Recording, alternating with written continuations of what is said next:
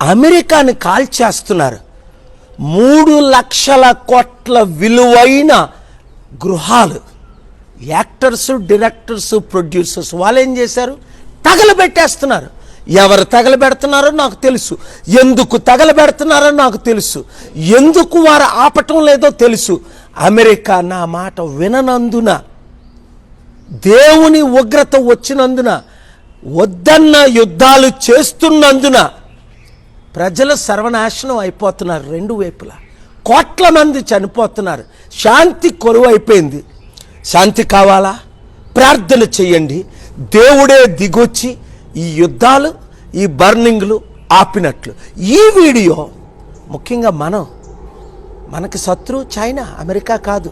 మనం అమెరికా కలిసి యుద్ధాలు ఆపాలని ఈ వీడియో అందరికీ షేర్ చేయండి.